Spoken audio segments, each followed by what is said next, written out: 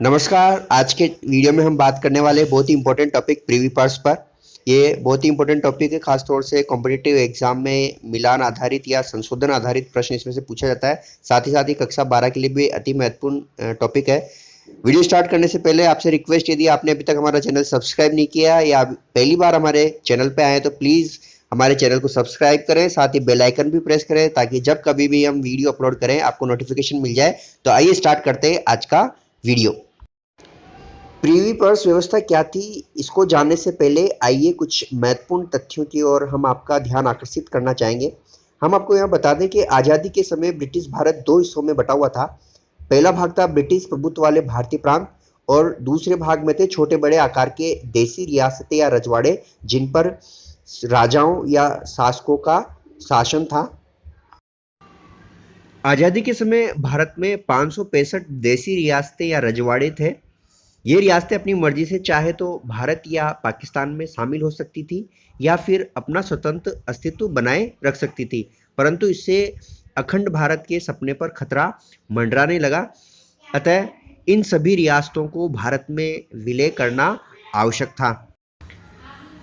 हम आपको यहाँ बताएं कि सरदार वल्लभ भाई पटेल के नेतृत्व में भारतीय रियासती विभाग ने ज्यादातर रियासतों के शासकों को भारत में शामिल होने के लिए तैयार कर लिया, परंतु इसके लिए देसी रियासतों के शासकों को कुछ सुविधाएं व लाभ दिए गए।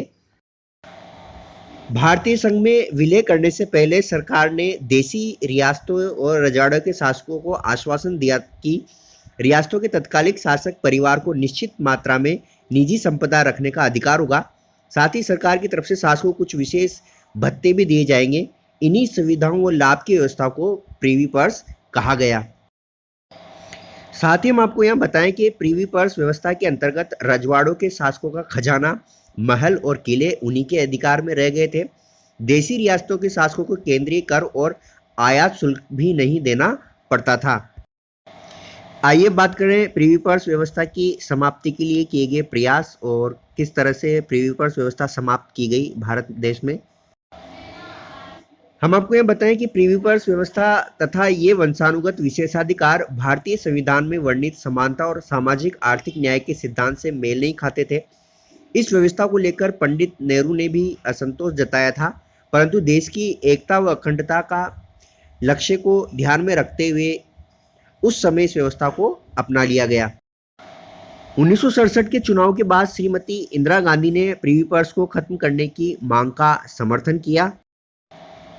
श्रीमती इंदिरा गांधी के सलाहकार पीएन हक्सर का मानना था कि देश में गरीबी को देखते हुए राजाओं को मिलने वाले विशेष सुविधाएं तर्कसंगत नहीं है। 1970 में संविधान में संशोधन के प्रयास कर प्रीवी पर्स व्यवस्था को खत्म करने का प्रयास किया गया, परंतु राज्यसभा में यह प्रस्ताव मंजूर नहीं हुआ, जिसके चलते यह व्यवस्था समाप्त नहीं की जा सकी। संविधान संशोधन की विफलता के बाद सरकार ने एक अध्यादेश जारी किया, लेकिन सर्वोच्च न्यायालय ने इस अध्यादेश को निरस्त कर दिया। 1971 के चुनाव में श्रीमती इंदिरा गांधी द्वारा प्रीवी पर्स व्यवस्था के मुद्दे को एक बड़ा मुद्दा बनाया गया तथा इस मुद्दे पर उन्हें जन समर्थन भी खूब मिला। 1971 में जब श्रीमती इंदिरा गांधी द्वारा भारी बहुमत से चुनाव जीता गया तो संविधान में 26वां संशोधन कर प्रीवी पर्स व्यवस्था को हमेशा के लिए बंद कर दिया गया। तो हम आपको यहाँ पे बता दें कि सन और संशोधन का जो नंबर है 26वां और 1971, ये बहुत ही महत्वपूर्ण है competitive exam point of view से। आप मिलान में अधिकतर ये प्रश्न पूछा जाता है, तो आप ध्यान रखें कि 1971 में 26वां संशोधन द्वारा प्रीवी पर्स व्यवस्था समाप्त की गई। आपको ये हमारा वीडियो कैसा लगा? यदि आपको पसंद आया तो लाइक करें, कमेंट करके हमें ज़रूर बताएं, साथ ही साथ ज़्यादा से ज़्यादा शेयर करें और यदि आपने अभी तक हमारा चैनल सब्सक्राइब नहीं किया तो प्लीज़ चैनल को सब्सक्राइब करें। Thank you.